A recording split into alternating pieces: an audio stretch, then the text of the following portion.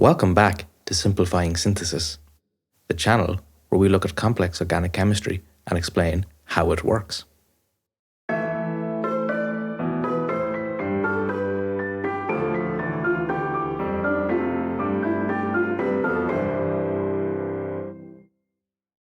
Today, we are going to look at the total synthesis of Cinnamodial-Based dimer Capsicodendrin. This work was carried out by the Han Group at the Korea Advanced Institute of Science and Technology. Capsicodendrin is a dry main type sesquiterpene obtained from the Cinnamosa fragrance plant. Terpenes from this plant have been the target of many total syntheses due to the broad range of biological activities, in particular their potent insecticidal and anti-feedant properties. Biological studies of Capsicodendrin have revealed that it has potent antiproliferative and cytotoxic activity in human leukemia cells. Most notably, it has been shown to inhibit angiogenesis. Structurally, Capsicodendrin is formed from the dimerisation of cinnamodial. Several total syntheses of cinnamodial has been reported, with the earliest being from the Oishi group in 1980, who completed it in 19 steps. A shorter 11-step synthesis was reported by the White group a year later. Neither of these syntheses, however, produced an optically pure compound, and instead were mixtures of the target compound and its isomer. Prior to this work, there have been no reports of successful dimerisation of cinnamodial into Capsicodendrin. It is this dimerisation process which forms the distinct complex acetal network that connects the two cinnamodial fragments.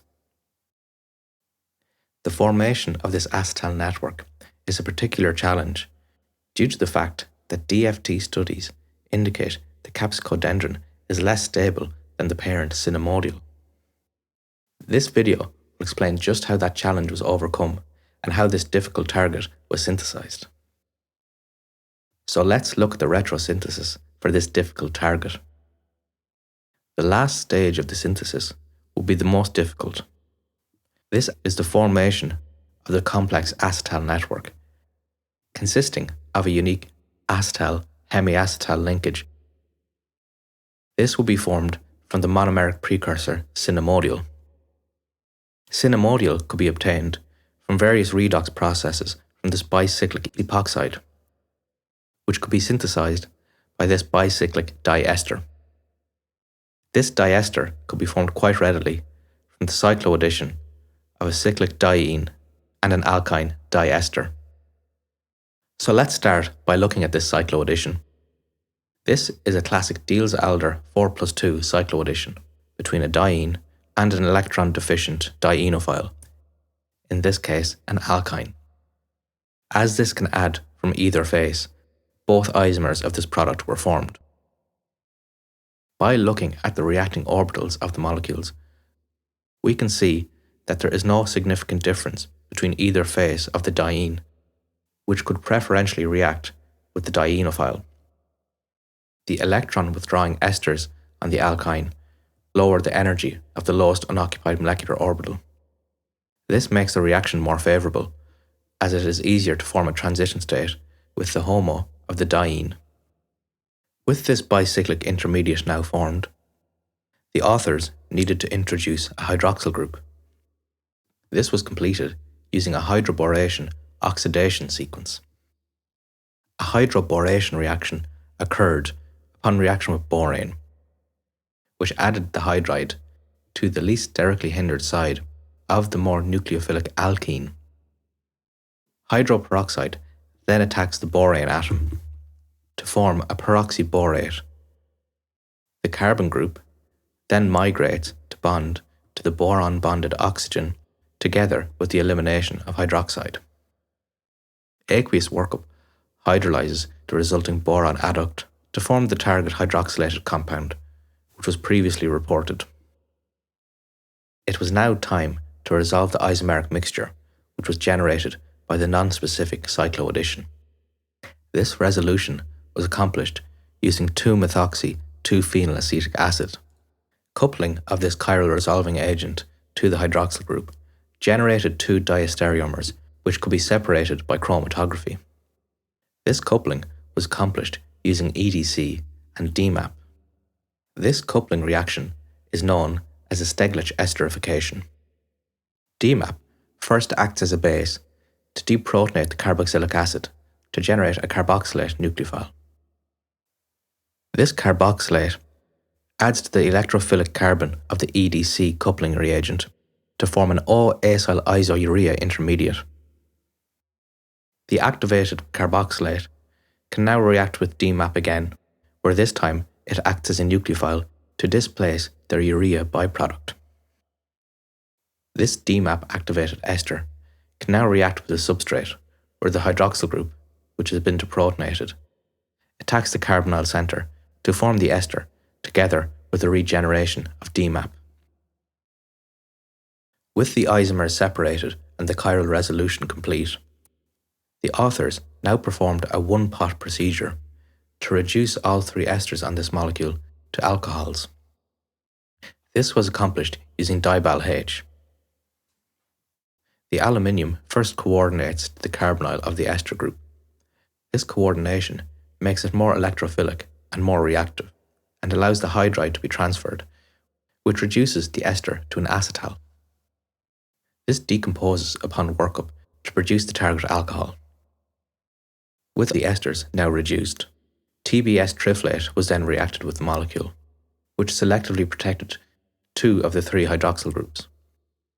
This selectivity arises from the steric bulk of the TBS group, which can react with the primary alcohols, whereas the secondary alcohol is too sterically hindered to be able to add to this sterically demanding group.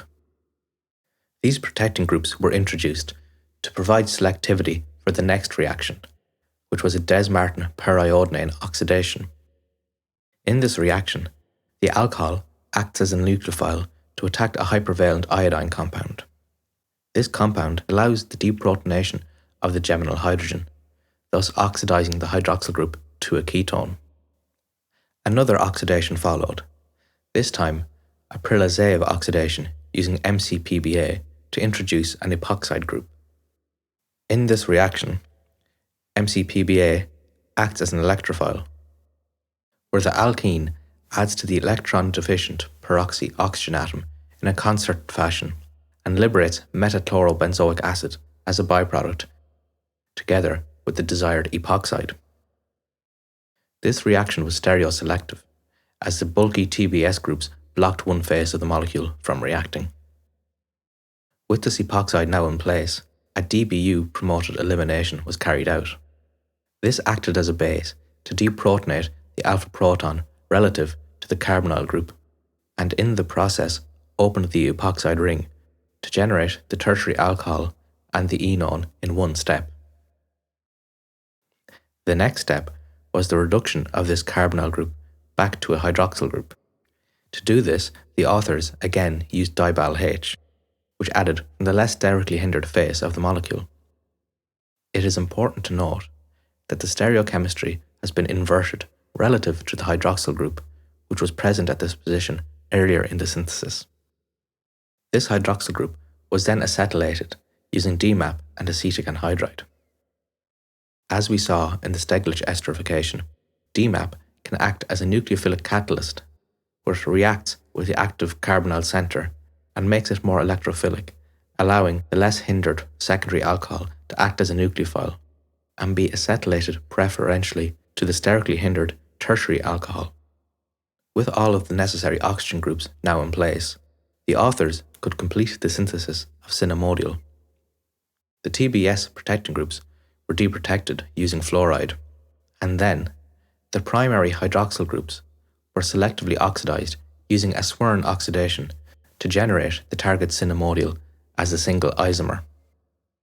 The Swern oxidation uses DMSO and oxalic chloride to oxidize alcohol groups. It is selective and will stop at the aldehyde level and will not further oxidize to a carboxylic acid. In this reaction, DMSO acts as a nucleophile towards the highly electrophilic oxalic chloride.